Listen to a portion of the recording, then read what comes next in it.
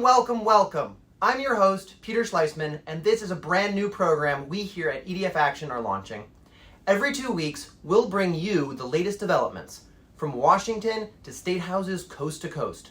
We'll keep you in the loop on the climate and clean energy news you need to know. But we'll also go beyond the headlines. We want to equip you to take action. We'll point out the places where your voice is most needed right now. And, of course, we'd like to hear from you. Every 2 weeks, a few days before our taping, we'll send you a link where you'll be able to submit questions. This way, we'll be able to focus our programming on the issues you care most about. Together, we can create a climate movement strong enough to transform our economy, creating millions of good-paying jobs, and achieving a sustainable future for all of us. This is Climate Voters Tonight.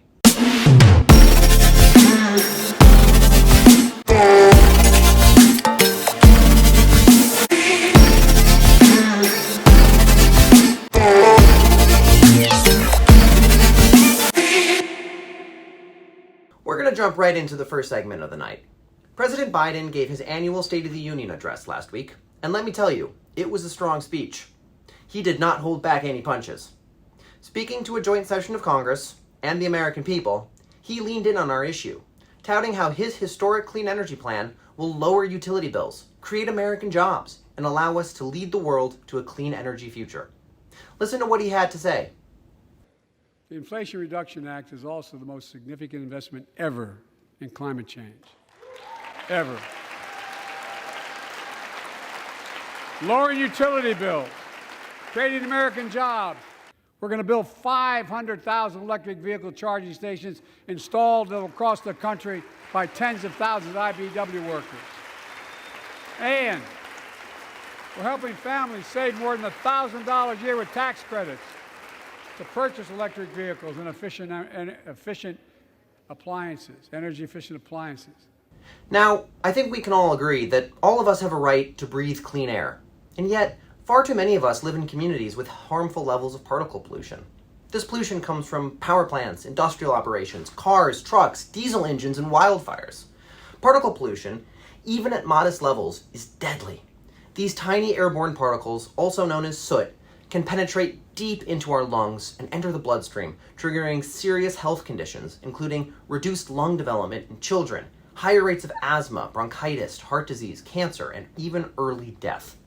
Dangerous levels of soot pollution are disproportionately localized in Black and brown communities, which already experience higher levels of chemical and water pollution than their white counterparts. The latest science shows us clearly that we need stronger, more protective limits on particle pollution. The EPA is working on it right now, and it needs to hear from you. As we honor Black History Month this February, let's push for the strongest possible standards on soot pollution. Together, we have the power to save lives and create a more just country for all of us. Agencies review every comment before finalizing rules, so your voice really matters.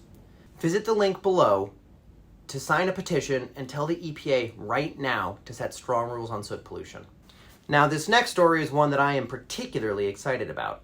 If you know anything about Minnesotans, you should know that we are evangelists and we love our state. So if you hear me talk about Minnesota, tune in.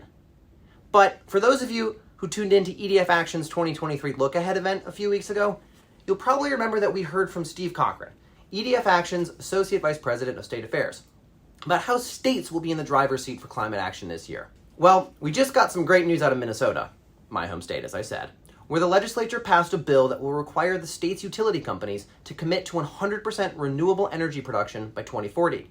Governor Walz signed that bill early last week. Now, this is a big deal, don't you know? It will help improve the lives of everyone in Minnesota with abundant, affordable clean energy, and it'll lower household costs and lessen pollution. So, Steve, is there anything that you'd like to say to the great people from the land of 10,000 lakes? I think the technical term is that you kick butt. Great. Thanks, Steve. I think I speak on behalf of all Minnesotans when I say we really appreciate it. All right, so if you'd like to learn more about Minnesota's new clean energy bill, you'll find a link to more information from this tweet by EDF Action. We'll drop it in the chat or the comment section.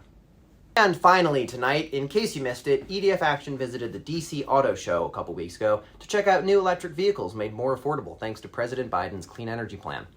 You'll find a recap of that visit and much, much more on our social media pages. Just search EDF Action Climate on Instagram or EDF Action on Twitter, Facebook, or TikTok to check us out. Well, that's going to do it for our first episode of Climate Voters tonight.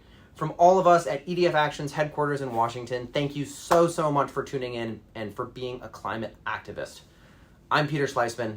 Climate Voters Unite.